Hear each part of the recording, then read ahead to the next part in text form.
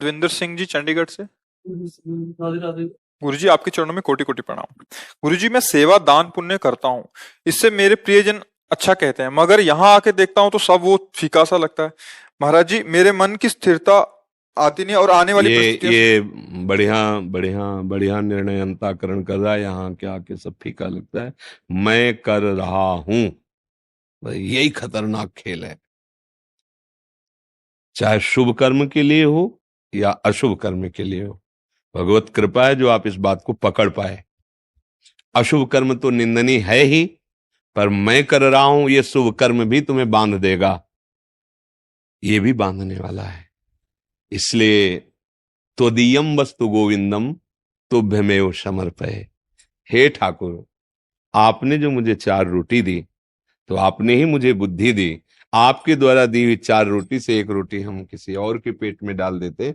आपके द्वारा दी हुई वस्तु से आपके ही रूप का मैं करता हूं, ये मेरी वस्तु है, ऐसा भाव। ये बहुत सुंदर भाव आपके अंदर आया है, और शायद इस सेवा भाव का फल आया है। ये ऐसा भाव कर ले, जो कुछ अपने पास है, अगर कभी किसी की सेवा का अवसर मिलता है तो मैं कर रहा हूं ऐसा भाव नहीं, मेरे प्रभु की वस्तु और प्रभु ही अंदर बैठ के।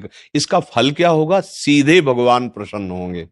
हरि प्रसन्न हो गए तो दुर्लभ जा पर कृपा राम की हुई, ता पर कृपा करे सब कोई। और जिस पर भगवान कृपा कर देते, प्रसन्न हो जाते हैं, तो जामवंत का सुनु रघुराया, जा पर नाथ करो तुम दाया, ताई सदा शुभ कुशल निरंतर, सुर नर मुनि प्रसन्न ताऊ पर, सोई विजयी विनयी गुण सागर, तास सुजस त्रैलोक उजागर।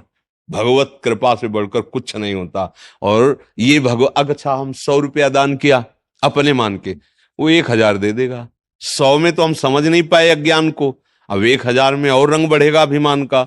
फिर 1000 दान किए तो 1 लाख दे दिया, 1 लाख दान किए तो 1 करोड़ दे दिया, 1 करोड़ तो 100 करोड़। अब तो पागल हो जाएंगे, नहीं हो जाएंगे?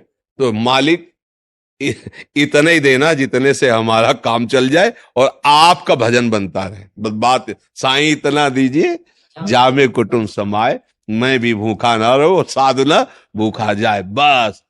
तो इस भाव को ऐसे करो कि भगवान ने जो मुझे दिया है उससे भगवत स्वरूप, तो ये अहम नहीं बीच में जागृत होगा और कोई बाधा नहीं लगेगी।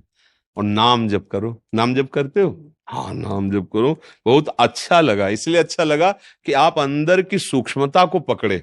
ये धाम है और ये महारानी जी का यहाँ महिमा में प्रभाव है। तो जैसे दर्पण में आवे ना, अपने यहाँ दाग लगाओ तब नजर आता है। ऐसे तुम लगा बहुत सुंदर है, पर जब दर्पण सामने हो तब समझ में आता है कि सुंदरता में ये कमी है, नहीं ना? तो ये साधु समागम का एक दर्पण है। जब साधु सभा में बैठोगे तो आपको जो अपनी बुराइयां हैं वो चुभने लगेंगी, और ऐसा लगे यार कब मैं ऐसा छोड़ पाऊं, जैसा एक कह रहे हैं कब मैं चल पाऊं। यही साधु समागम का परिचय क्या है कि मैं जहां साधु समागम हो रहा है, जब ये बात आने लगे तो समझे कि साधु समागम हो रहा है।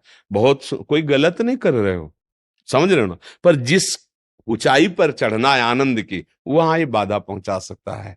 तो इसलिए इस भाव को सुधार लो। क्रिया तो वही है, भाव को सुधार लो। कभी हम किसी की सेवा करके अहम न करें, और दूसरे में भाव ये में कि हम कभी बदला ना चाहें। जैसे आपकी सेवा बन गई तो सोचे कि कभी अवसर आएगा ये भी हम, ऐसा भी भाव न करें। तो वो सेवा भगवान की प्रसन्नता हो, और भगवान की प्रसन्नता हो गई, बन जाएगी, सब बात बन जाएगी। मालिक प्रसन्न हो गए, साहब प्रसन्न हो गए, बस सब बात बन गई।